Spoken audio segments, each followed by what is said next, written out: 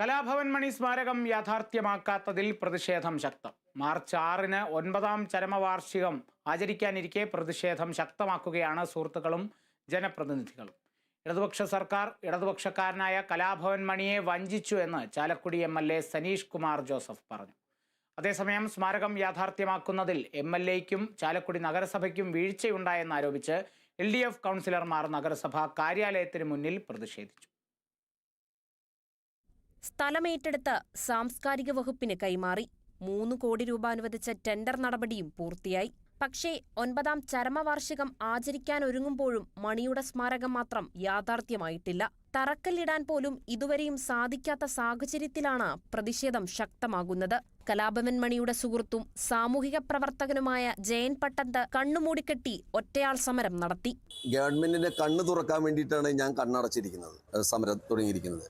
അപ്പോൾ കലാഭവൻ മണിക്ക് വേണ്ടി എന്തെങ്കിലും ഒരു നല്ല കാര്യം ഗവൺമെന്റ് ചെയ്യണം, ചെയ്തേ പറ്റൂ. അത് ഏത് ഗവൺമെന്റ് ആയാലും, ഏത് രാഷ്ട്രീയ നിറക്കൊടിയുടെ വ്യത്യാസത്തിലായാലും, നല്ല വ്യക്തിത്വത്തിന്റെ ആ ഉടമയ്ക്ക് ഒരു സ്മാരകം പണിയാനായിട്ട് ഇത്രയും ഫണ്ട് അനുവദിച്ചിട്ട് മന്ത്രി തലങ്ങളിലോ അല്ലെങ്കിൽ മറ്റുള്ള തലങ്ങളിലോ രാഷ്ട്രീയ തലങ്ങളിലോ ഇതൊന്നും ചെയ്യാതെ നമ്മളെയൊക്കെ കഴുതകളാക്കി വിഡ്ഢികളാക്കി മുന്നോട്ട് പോകുന്ന ഈ രാഷ്ട്രീയ നടപടിക്കെതിരെയാണുള്ള ശക്തമായിട്ടുള്ളൊരു താക്കീതാണ് ഈ സമരം. കലാഭവൻ മണിയോട് സർക്കാർ കാണിച്ചത് കടുത്ത അവഗണനയെന്ന് ചാലക്കുടി MLA സനീഷ് കുമാർ ജോസഫ് പറഞ്ഞു.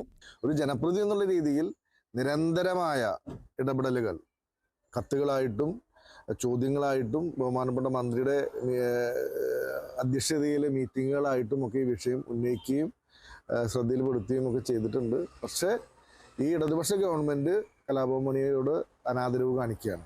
അതേസമയം സ്മാരകം യാഥാർത്ഥ്യമാക്കാതെ പോയത് MLAയുടെയും ചാലക്കുടി നഗരസഭയുടെയും വീഴ്ചയെന്നാരോപിച്ച് LDF കൗൺസിലർമാർ നഗരസഭാ കാര്യാലയം ഉപരോധിച്ചു.